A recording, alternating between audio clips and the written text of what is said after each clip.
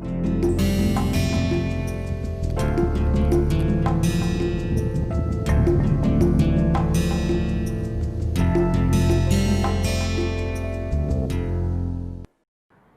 let us continue the discussion on linear algebra.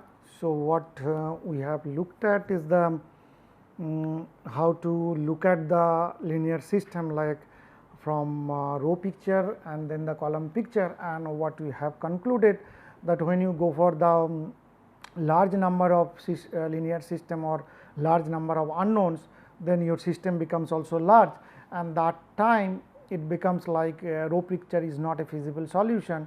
So, we need to look at the column picture, and then column picture forms a different kind of column vector, and how we can look at the solution. So, that is what we are in the discussion, and in the meantime we have looked at how to find out the inverse through the elimination process or the Gauss elimination process, and also parallelly we have seen how we can look at the elementary matrix. So, this is what we have actually stopped at, and like when you talk about this system and through this elementary operation, actually you can finally write the system in terms of lower triangular matrix and upper triangular matrix. And this lower triangular matrix, this is a 2 by 2 system that we took an example, and how the lower triangular matrix could be the connected or associated with the elementary matrix.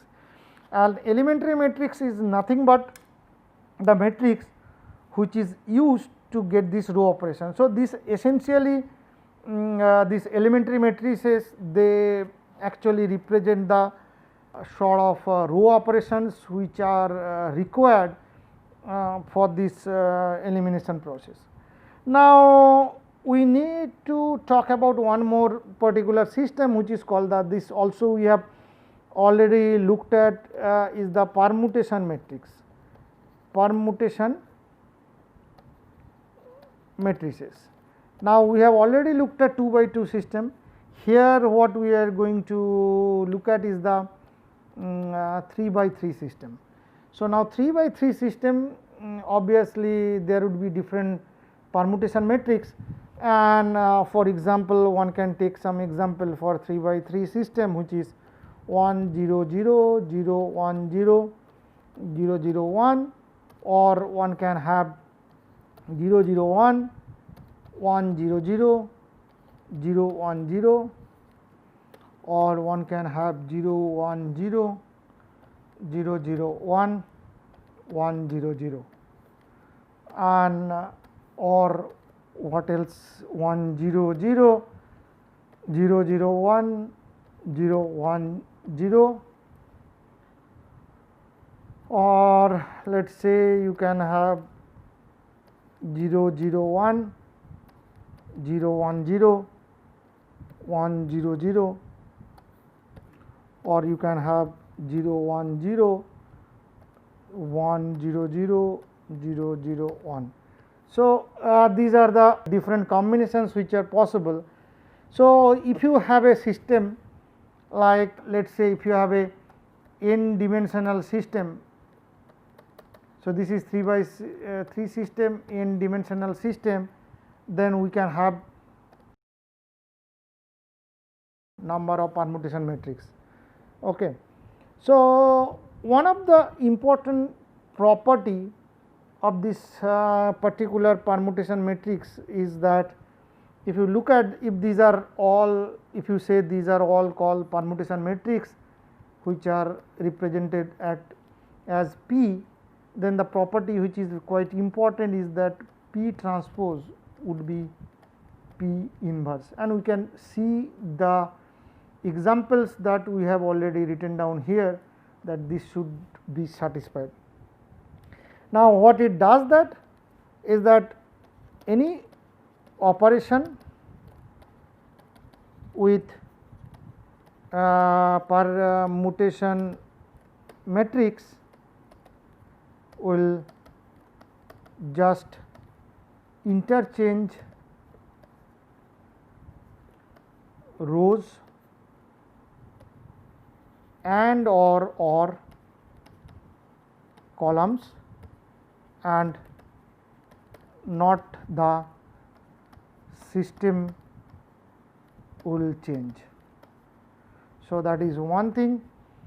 So, thus one can say P A also can be written as lower triangular and upper triangular decompositions, or this a permutated matrix can also be decomposed into a lower and upper triangular matrix. That is what it means. Now, the second possibility is that for any matrix R transpose is always symmetric. So, one can show that very easily. Let us say if you have R transpose R, take the transpose of that, which is R transpose transpose, which is R transpose R. So, that means this is going to be always symmetric. So, these are some of the properties of an permutation matrix, and already we have looked at the different permutation matrix for 2 by 2 system, how that change the system. Now, with this sort of important understanding, we will look at the vector space or the space. So, what is important here is that obviously to form a vector space there would be certain important properties that need to be satisfied to form this space. So, one of the important properties is that addition is possible, and so there are set of vectors which are actually forming a space, and to make that is a vector space, this addition is possible, and the resultant vector also lies in that space. That means, when we do the addition amongst the vectors which are forming that space, it could be 2 dimensional space, 1 dimensional space, or 3 dimensional space, or n dimensional space. They should also lie in that, the resultant vector lie in that space. So, second is that any multiplication with scalar will let the vector remain in the same dimensional space,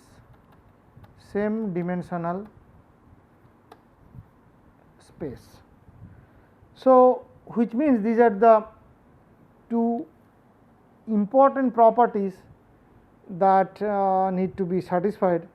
Then only the space which is sort of formed or produced by the vectors can be called as vector space. Okay. So, now for example, let us say if there are two vectors r and w which belongs to r to the power n, then as per this r plus w also belongs to r to the power n, or Cr plus let us say EW, Cr or let us say EW, they also belongs to r to the power n, or Dr EW, they also belongs to r to the power n. So, it actually satisfied these two important criteria. That means, there are couple of vectors which belong to an n dimensional space, and their addition is possible, and also the resultant vector belongs to that space, and the multiplication with scalar also produce some vector, and they also lie in that space. Now, these are all possible linear combination of this R and W vector. However, one may note that these two properties are not sufficient. So, that is a very important condition, that these are different linear combinations which are possible, or the possible linear combinations, but this does not mean that they are sufficient enough. Besides these, the space should be bounded in order to satisfy the definition of vector space. That means, it has to be bounded. So, this is also very important. The vector space has to be bounded to satisfy the definition of vector space, or the space has to be, to call it as a vector space, the space has to be bounded to satisfy the definition. So, that is another condition. Now, a bounded domain always has to be predefined in order to form a vector space. So, now if you have an subspace of an n dimensional space, they will satisfy certain conditions. That means, if you have a subspace, so that satisfies the following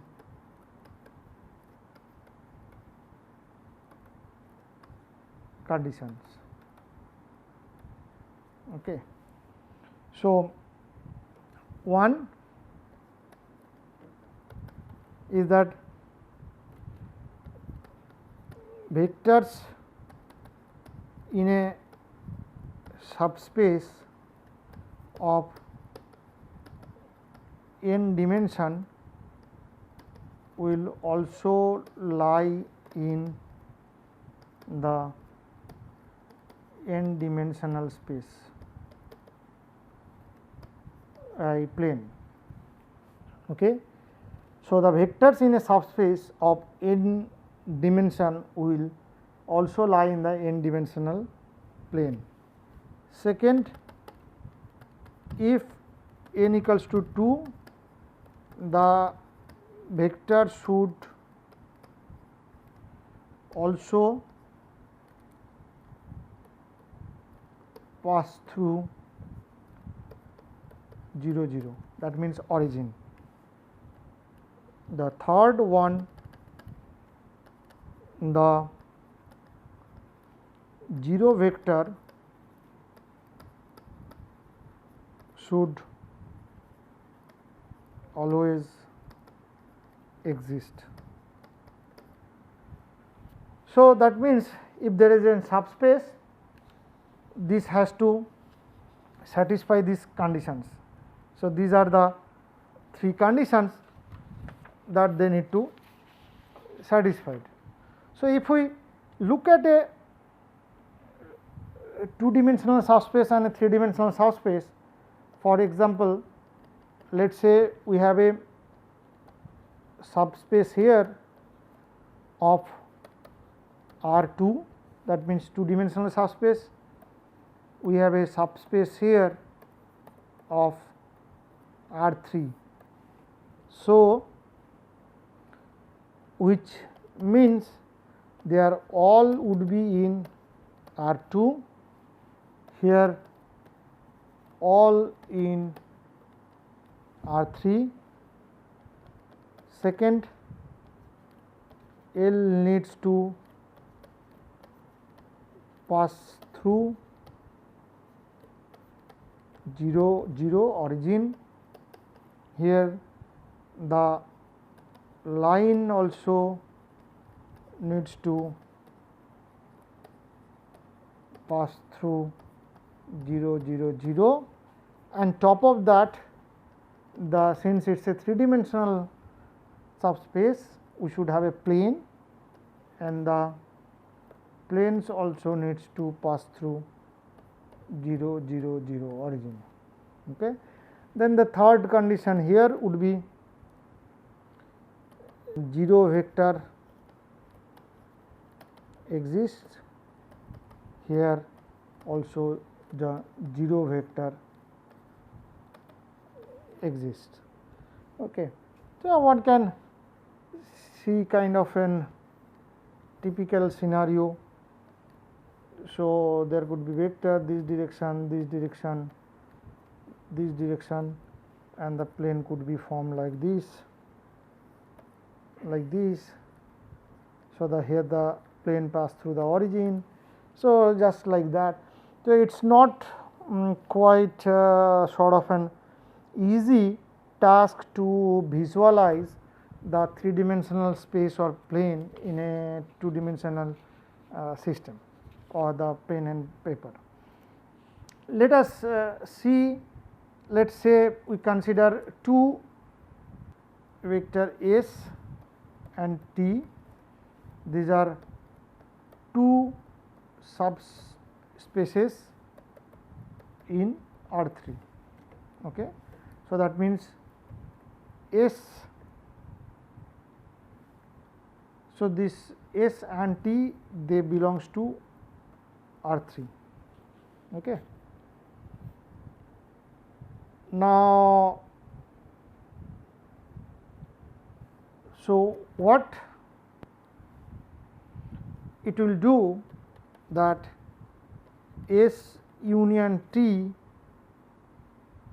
has vectors of both S and T subspaces.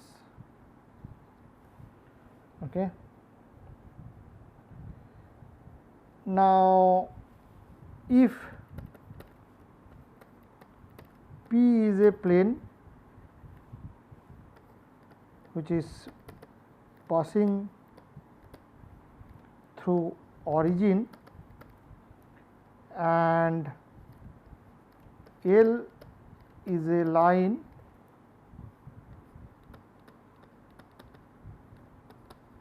passing through origin, then P union L will not be vector subspace, as not necessarily all vectors of plane P will pass through origin. So, this is a very interesting statement here, that S union T has the vectors of both S and T subspaces. So, these are two subspaces. So, they will have some different, you can think about in terms of these are the two different matrices which has the column vectors which are forming the subspaces. But the thing is that if there is a plane called P which is passing through origin and there is a L which is also passing through origin, but the P union L will not be a vector subspace, as not necessarily all the vectors in that will pass through the origin. So, this is very, very important. However, P intersection L will always form a subspace. So, that is always true. So, the union may not be, but the intersection always. Let us say S T belongs to R to the power n and V and W they belongs to S and V and W also belongs to T. So, V plus W belongs to S intersection T. and CV plus let us say DW, they belongs to also intersection T. So, these are the two conditions that is satisfied, but V plus W does not belong to S union T. So, this is what it means, okay, that not necessarily always they are going to be like this. So, let us see, let us take an example of matrix by 4 by 3. Okay. So, 1 1 2 2 3 4 1 1 1, then 3 4 5, x as a vector x1 x2 x3, and b is the right hand side b1 b2 b3 b4. So, what we are interested in? We are interested in to find out the solution of this Ax equals to b. Now, this is what we are interested in, right, at the end of the day. Here these are the column vectors, and the column vectors, they belong to the space of R4. So, this is what it is. The column vectors belong to the R4, and the row vector, which is these vectors, or one can say it is a null space. So, the CA here is represented as column space, and row vector is represented as null space, which is like in A. So, any matrix A, CA is column space, N is null space, that belongs to R3. Here the important questions arises is the existence of the solution for all possibles B. That means existence of solution for all possible V. So, that is the important question that has to be sort of answered. Now, here if we look at this particular example, we have 3 vectors, which means to be solved for. So, that means 3 unknown, and number of equations that we have is 4. So, that means this is an over defined system. So, this is an over defined system where we have less number of unknown, but much higher number of equations. Now, if you see here, B belongs to R4, and to have a solution, B should be in the same dimensional space as column. Here both are in R4. So, that is fine. Now, again the column vectors are forming a column space, which is called as CA, and the B should exist. That means here the B should exist or belongs to column space, that is CA, and this column space CA, this is formed by linear combination of column vectors.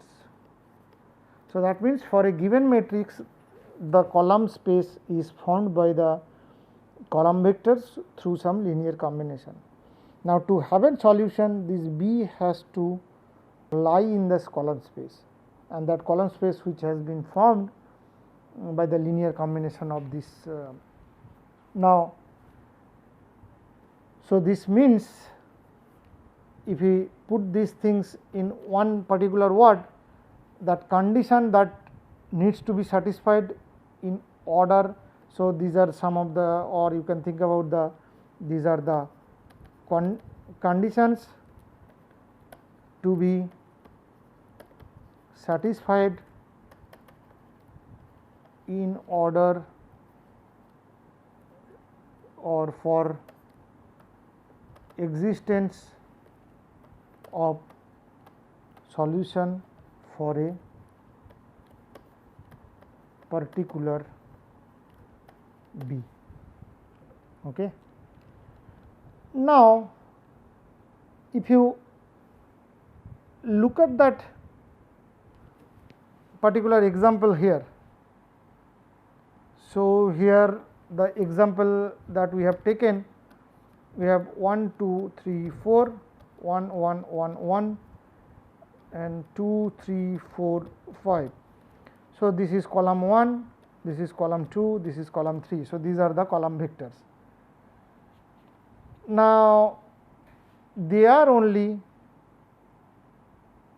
I mean if you see that carefully, these column vectors, this column vector C1 and C2, if you, so this is a first column or the column vector 1, column vector 2, column vector 3, and if you look at that carefully, the linear combination of 1 and 2 is 3, or that means, or rather 1 and 3 is 2, or 2 and 3 is 1.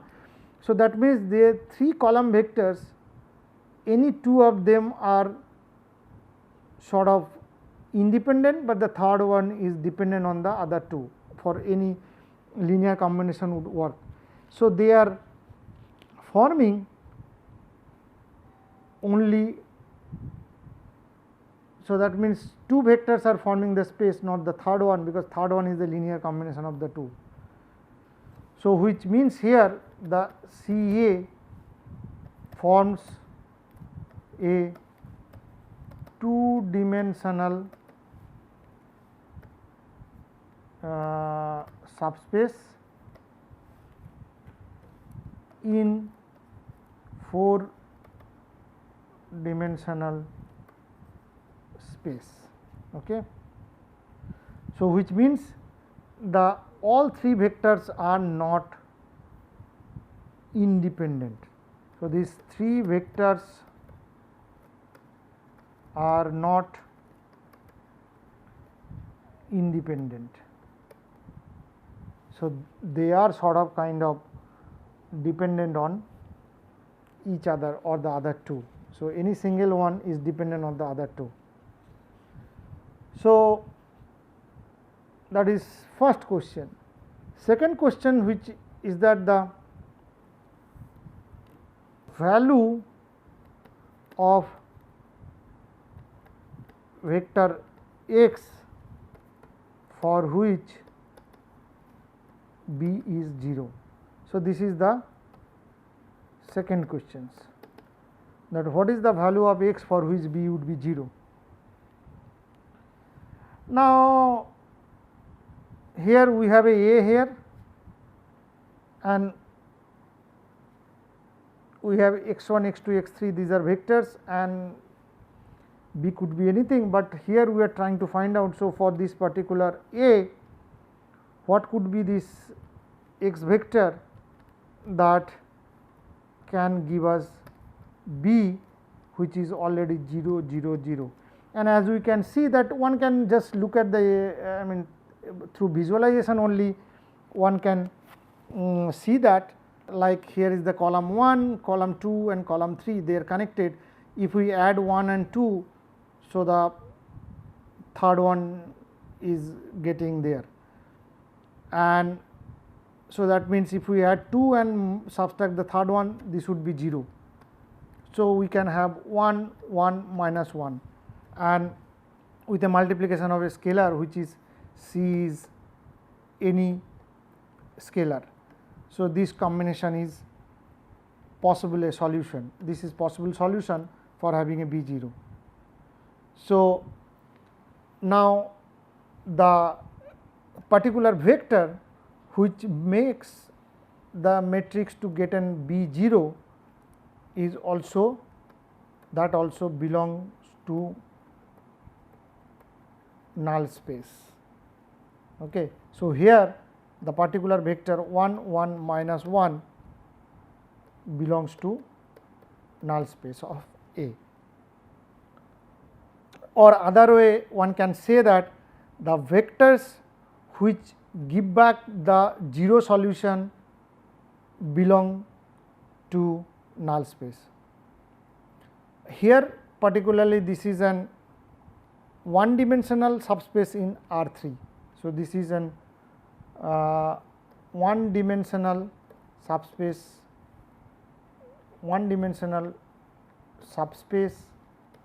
in R3. Okay. So, you can see how this different issues or the questions that need to be answered even to get a solution for a Ax equal to b. So, we will stop the discussion here and continue the discussion in the next session.